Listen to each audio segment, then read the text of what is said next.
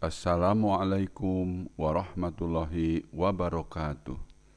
Alhamdulillah, assalatu wassalamu ala rasulillah Sayyidina Muhammadi wa ala alihi wa ashabihi wa mawala. Amma ba'du, faya ayuhal hadirun, ittaqullaha la'allakum tuflihun. Pada kesempatan ini, marilah kita membahas tentang putusnya perkawinan. Suatu perkawinan dapat putus dan berakhir karena beberapa hal, yaitu karena terjadinya talak yang dijatuhkan oleh suami terhadap istrinya, atau karena perceraian yang terjadi antara keduanya, atau karena sebab-sebab lain. Hal-hal yang menyebabkan putusnya perkawinan itu akan dijelaskan sebagai berikut, yang pada kesempatan ini teman-teman mahasiswa dan para santri kita akan membahas tentang arti dan macam talak. Pengertian talak. Talak terambil dari kata itlaq yang menurut bahasa artinya melepaskan atau meninggalkan. Menurut istilah syara, talak yaitu halu robitotiz zawaji wa innaha ul alaqatil zaujiyah, yang artinya melepas tali perkawinan dan mengakhiri hubungan suami istri. Al-Jaziri mendefinisikan at-talaku izalatun nikahi au nuqsana halahi bilafdin mahsusin. Talak ialah menghilangkan ikatan perkawinan atau mengurangi pelepasan ikatannya dengan menggunakan kata-kata tertentu. Menurut Abu Zakaria al-Ansori, talak ialah halu akdin nikahi bilafdit tolaki wa nahwihi, melepas tali akad nikah dengan kata talak dan yang semacamnya. Jadi, talak itu ialah menghilangkan ikatan perkawinan, sehingga setelah hilangnya ikatan perkawinan itu, istri tidak lagi halal bagi suaminya, dan ini terjadi dalam hal talak bain. Sedangkan arti mengurangi pelepasan ikatan perkawinan ialah berkurangnya hak talak bagi suami yang mengakibatkan berkurangnya jumlah talak yang menjadi hak suami dari 3 menjadi 2, dari 2 menjadi 1, dan dari 1 menjadi hilang hak talak itu, yaitu terjadi dalam talak raj'i. Kemudian macam-macam talak. Ditinjau dari segi waktu dijatuhkannya talak itu, maka talak dapat dibagi menjadi 3 macam. Pertama, talak sunni, yaitu talak yang dijatuhkan sesuai dengan tuntunan sunnah. Dikatakan talak sunni jika memenuhi 4 syarat. Pertama, istri yang ditalak sudah pernah digauli. Bila talak dijatuhkan terhadap istri yang belum pernah digauli, tidak termasuk talak sunni. 2. Istri dapat segera melakukan iddah suci setelah ditalak, yaitu dalam keadaan suci dari haid. Menurut ulama Syafi'iyah, perhitungan iddah bagi wanita berhaid ialah 3 kali suci, bukan 3 kali haid. Talak terhadap istri yang telah lepas haid atau menopause, atau belum pernah haid, atau sedang hamil, atau talak karena suami meminta tebusan atau khulu, atau ketika istri dalam haid, semuanya tidak termasuk talak sunni. Ketiga, talak itu dijatuhkan ketika istri dalam keadaan suci, baik di permulaan di pertengahan maupun di akhir suci, kendati beberapa saat lalu datang haid. Keempat, suami tidak pernah menggauli istri selama masa suci, di mana talak itu dijatuhkan. Talak yang dijatuhkan oleh suami ketika istri dalam keadaan suci dari haid tetapi pernah digauli tidak termasuk talak sunni. Yang kedua adalah talak bid'i. Talak bid'i ialah talak yang dijatuhkan tidak sesuai atau bertentangan dengan tuntunan sunnah, tidak memenuhi syarat-syarat talak sunni. Termasuk talak bid'i ialah: 1. Talak yang dijatuhkan terhadap istri pada waktu haid atau menstruasi, baik di permulaan haid maupun di pertengahannya. 2. Talak yang dijatuhkan terhadap istri dalam keadaan suci tetapi pernah digauli oleh suaminya dalam keadaan suci dimaksud. Yang ketiga, talak la sunni wala bid'i, yaitu talak yang tidak termasuk kategori talak sunni dan tidak pula termasuk talak bid'i. Yaitu pertama, talak yang dijatuhkan terhadap istri yang belum pernah digauli. Kedua, talak yang dijatuhkan terhadap istri yang belum pernah haid atau istri yang telah lepas haid. 3. Talak yang dijatuhkan terhadap istri yang sedang hamil. Ditinjau dari segi lepas dan tidaknya kata-kata yang dipergunakan sebagai ucapan talak, maka talak dibagi menjadi dua macam, yaitu pertama, talak syarih, yaitu talak dengan mempergunakan kata-kata yang jelas dan tegas, dapat dipahami sebagai pernyataan talak atau cerai seketika diucapkan, tidak mungkin dipahami lagi. Imam Syafi'i mengatakan bahwa kata-kata yang dipergunakan untuk talak syarih ada 3, yaitu talak, firaq, dan sarah. Ketiga ayat ini disebut dalam Al-Quran dan hadis. Ad-Dhahiriyah berkata bahwa talak tidak jatuh kecuali dengan mempergunakan salah satu dari 3 kata tersebut, karena syara telah mempergunakan kata-kata ini, padahal talak adalah perbuatan ibadah. Karenanya diisyaratkan mempergunakan kata-kata yang telah ditetapkan oleh syara. Beberapa contoh talak syarih ialah seperti suami berkata pada istrinya, "Engkau saya talak sekarang juga. Engkau saya cerai sekarang juga. Engkau saya firak sekarang juga. Engkau saya pisahkan sekarang juga. Engkau saya sarah sekarang juga. Engkau saya lepas sekarang juga." Apabila suami menjatuhkan talak terhadap istrinya dengan talak syarih, maka menjadi jatuhlah talak itu dengan sendirinya, sepanjang ucapannya itu dinyatakan dalam keadaan sadar dan atas kemauannya sendiri.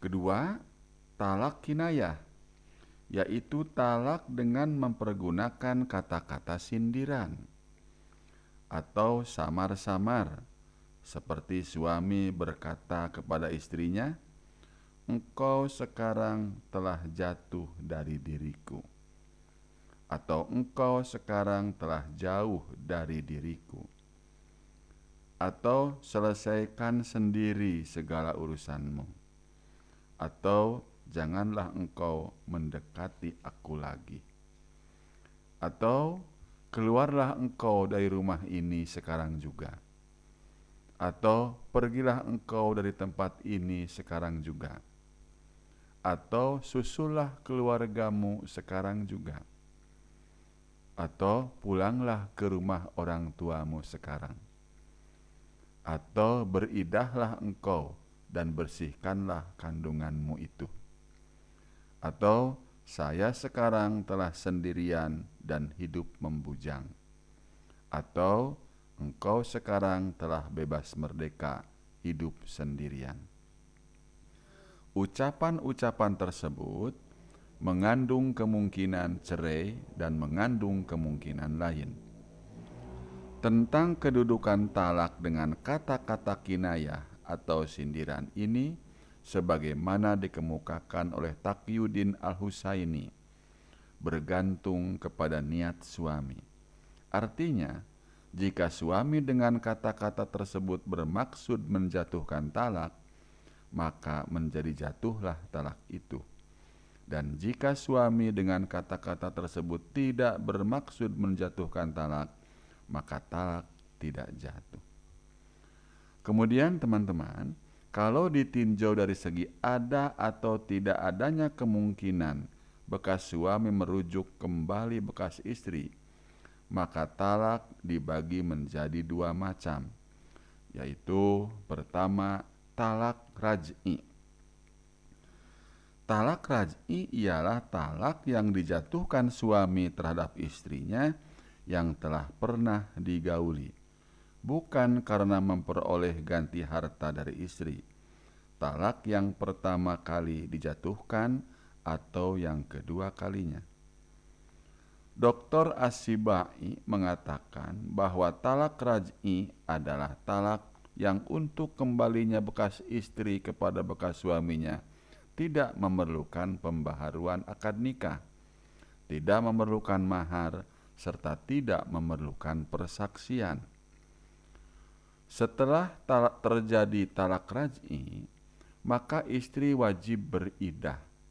Hanya bila kemudian suami hendak kembali kepada bekas istri sebelum berakhir masa idah, maka hal itu dapat dilakukan dengan menyatakan rujuk.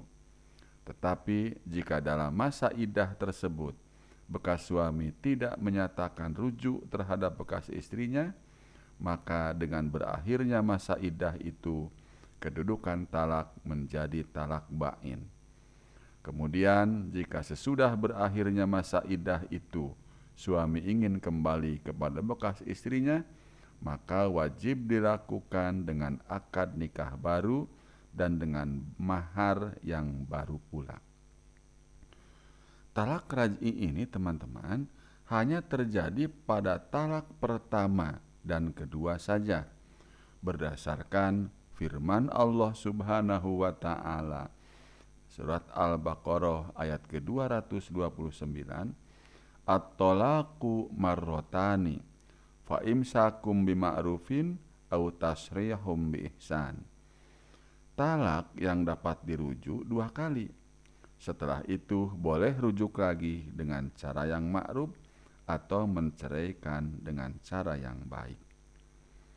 Ayat ini memberi makna bahwa talak yang diisyaratkan Allah ialah talak yang dijatuhkan oleh suami satu demi satu, tidak sekaligus, dan bahwa suami boleh memelihara kembali bekas istrinya setelah talak pertama dengan cara yang baik. Demikian pula setelah talak kedua. Arti memelihara kembali ialah dengan merujuknya dan mengembalikannya ke dalam ikatan perkawinan dan berhak mengumpuli dan mempergaulinya dengan cara yang baik. Hak merujuk hanya terdapat dalam talak raj'i saja. Yang kedua, talak ba'in, yaitu talak yang tidak memberi hak merujuk bagi bekas suami terhadap bekas istrinya. Untuk mengembalikan bekas istri ke dalam ikatan perkawinan dengan bekas suami, harus melalui akad nikah baru, lengkap dengan rukun dan syarat-syaratnya. Talak ba'in ini ada dua macam, yaitu talak ba'in sugro dan talak ba'in kubro. Talak ba'in sugro ialah talak bain yang menghilangkan pemilikan bekas suami terhadap istri, tetapi tidak menghilangkan kehalalan bekas suami untuk kawin kembali dengan bekas istri. Artinya, bekas suami boleh mengadakan akad nikah baru dengan bekas istri, baik dalam masa idahnya maupun sesudah berakhir masa idahnya. Termasuk talak bain sugro ialah 1. Talak sebelum berkumpul, 2. Talak dengan penggantian harta atau yang disebut khulu, 3.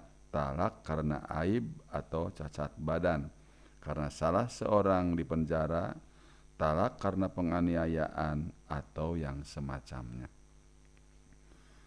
Talak bain kubro yaitu talak yang menghilangkan pemilikan bekas suami terhadap bekas istri, serta menghilangkan kehalalan bekas suami untuk kawin kembali dengan bekas istrinya, kecuali setelah bekas istri itu kawin dengan laki-laki lain, telah berkumpul dengan suami kedua, serta telah bercerai secara wajar dan telah selesai menjalankan iddahnya.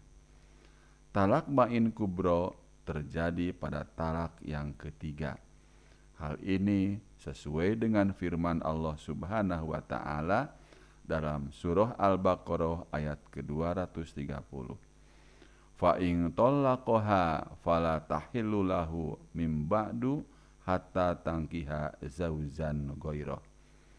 Kemudian jika suami mentalaknya sesudah talak yang kedua, maka perempuan itu tidak halal lagi baginya sampai dia kawin dengan suami yang lain.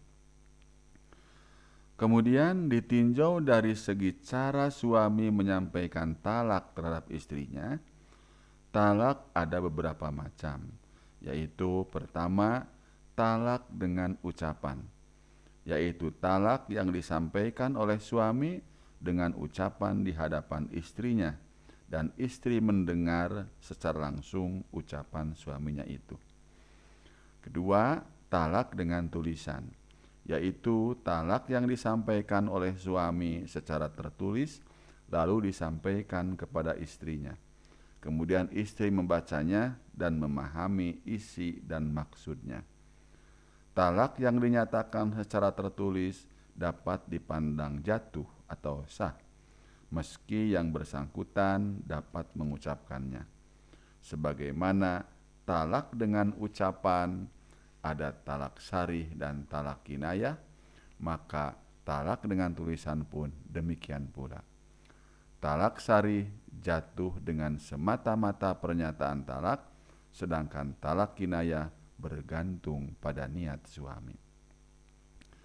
Ketiga, talak dengan isyarat, yaitu talak yang dilakukan dalam bentuk isyarat oleh suami yang tunawicara.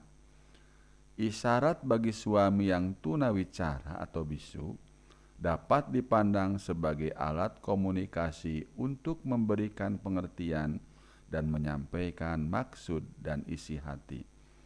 Oleh karena itu, isyarat baginya sama dengan ucapan bagi yang dapat berbicara dalam menjatuhkan talak. Sepanjang isyarat itu jelas dan meyakinkan bermaksud talak atau mengakhiri perkawinan, dan isyarat itulah satu-satunya jalan untuk menyampaikan maksud yang terkandung dalam hatinya. Sebagian fuqaha mensyaratkan bahwa untuk sahnya talak dengan isyarat bagi yang tunawicara itu, ia adalah buta huruf. Jika yang bersangkutan mengenal tulisan dan dapat menulis, maka talak baginya tidak cukup dengan isyarat, karena tulisan itu lebih dapat menunjuk maksud ketimbang isyarat, dan tidak beralih dari tulisan ke isyarat, kecuali karena darurat, yakni tidak dapat menulis. Keempat, talak dengan utusan, yaitu talak yang disampaikan oleh suami kepada istrinya melalui perantaraan orang lain sebagai utusan untuk menyampaikan maksud suami itu kepada istrinya yang tidak berada di hadapan suami, bahwa suami mentalak istrinya.